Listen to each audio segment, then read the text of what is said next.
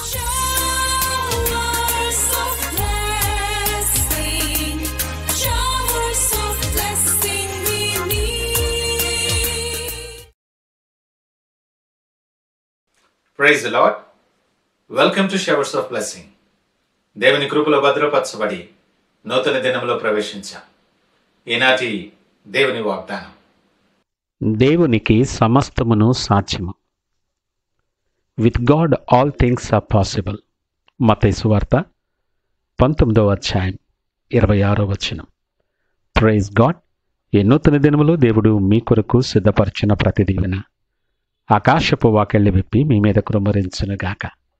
మరి ఒక నూతన దినాన్ని ఆరంభిస్తున్న నేపథ్యంలో ప్రేమ కలిగిన వాగ్దానం ద్వారా దేవుడు మనల్ని దర్శిస్తూ ఉన్నాడు. ఈ మాట మనం చాలాసార్లు విని ఉండొచ్చు, చదివి కూడా ఉండొచ్చు. చాలా ధైర్యపరిచే మాట ఇది. అసాధ్యం అనేది లేని దేవుణ్ణి మేము సేవిస్తున్నామన్న మాట గొప్ప ధైర్యాన్ని కలుగు చేస్తుంది. ఈ వాగ్దానపు వెలుగులో మన పరిస్థితులు చూస్తే దేవుడు నాకెందుకు ఇప్పుడు నా స్థితిలో సహాయం చేయటం లేదు అన్న ప్రశ్న వస్తుంది. నేను ఎక్కడ తప్పిపోయానో సరిగా అర్థం చేసుకోలేదా? ఈ వాగ్దానం నాకు కాదేమో, ఇప్పుడు సమయం కాదేమో, ఇలా అనేక రకాలైన ప్రశ్నలు మన హృదయంలో వస్తాయి. నిజమే, అలనాడు అబ్రహాము శారాలతో దేవుడు ఇలా అన్నాడు, యెహోవాకు అసాధ్యమైనది ఏదైనా ఉన్నదా? మరల ఈ కాలమున నీ దగ్గరకు వత్తును, శారాకు కుమారుడు కలుగునని. స్త్రీ ధర్మము నిలిచిపోయి వృద్ధాప్యంలో ఉన్న శారా గర్భము దాల్చింది, కుమారుణ్ణి కన్నింది.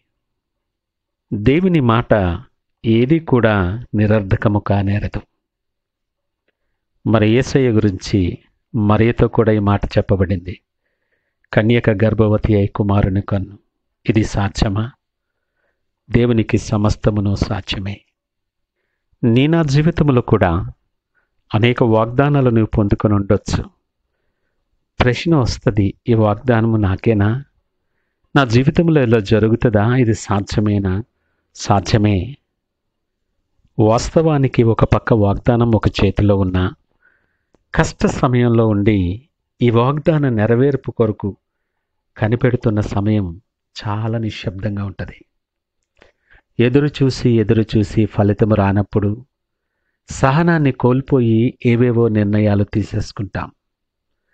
ఆయన మీద విశ్వాసం ఉంచి సహనంతో కనిపెట్టవలసిన సమయంలో నీ పరిస్థితిని ఉపయోగించుకొని నీ బలహీనతను ఆసరాగా తీసుకొని సాతాను పనిలోకి దిగుతాడు. విపరీతమైన ఆలోచనలు పుట్టిస్తాడు. ఉద్యోగంలో, వ్యాపారంలో, కుటుంబంలో ఈ నిశ్శబ్ద పరిస్థితుల్లో ఉన్నావేమో. ఈ పరిస్థితులను, నీ భావోద్వేగాలను అపవాది తనకు అనువుగా మార్చుకుంటాడు.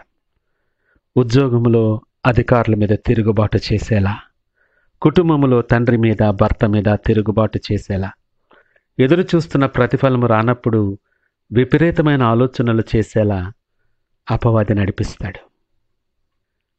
పూర్తిగా అపవాది చేతిలోనికి వెళ్ళిపోయిన నిన్ను దేవుని సహవాసం మీద, సంఘము మీద, కాపరి మీద కూడా పురుకొల్పుతాడు.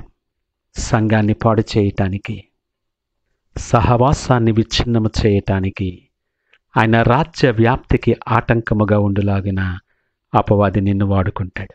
నీకు తెలియదు ఈ విషయం.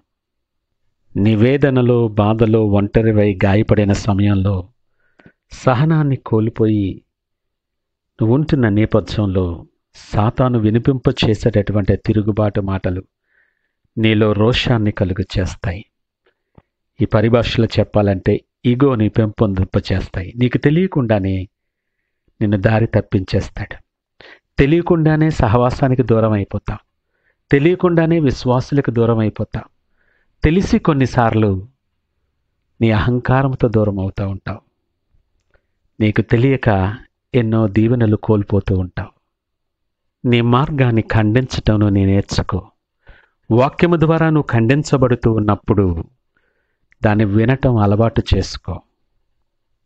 దేవుని మహిమ వెలుగులో నిన్ను నువ్వు చూడటం అలవాటు చేసుకున్నప్పుడు ఎక్కడ దారి తప్పుతున్నావో నీకు అర్థమవుతుంది. నీ అంతరాత్మను దేవుని మహిమలో పరీక్షించి చూసుకో. నువ్వు అనుభవిస్తున్నటువంటి నిశ్శబ్దం దేవుడు నిన్ను విడిచిపెట్టేశాడని కాదు, దేవుడు దూరమైపోయాడని కాదు, నీవు దేవునికి దూరంగా జరిగిపోయావని గమనించు.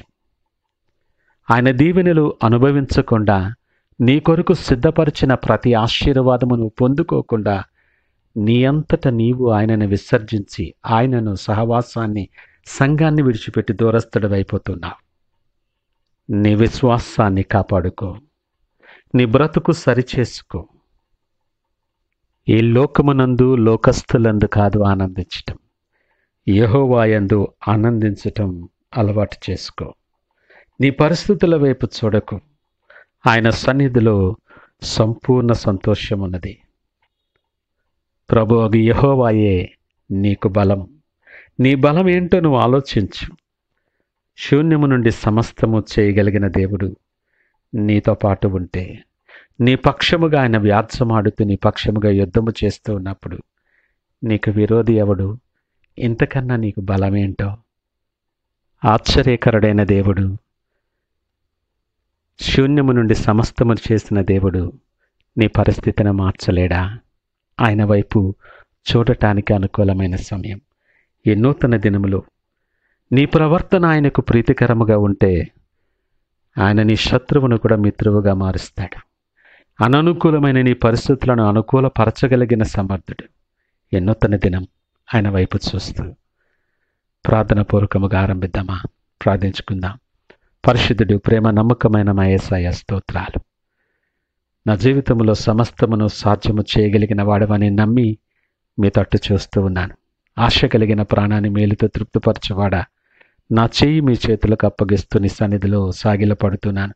ప్రతి అడుగు బలపరచి, ప్రతి ఆలోచన స్థిరపరచి, మీ కొరకు యోగ్యమైన పాత్రగా అనేక మందికి దీవెనకరముగా సాక్షిగా నన్ను మార్చుకొనమని, ఈ నూతన దిన ప్రయాణాన్ని దీవించి ఆశీర్వదించమని, సకల మహిమ ఘనత ప్రభావాలు మీకే ఆరోపిస్తూ యేసు పరిశుద్ధ నామమున అడిగి వేడుకొనుచున్నాము తండ్రి. ఆమేన్. God bless you.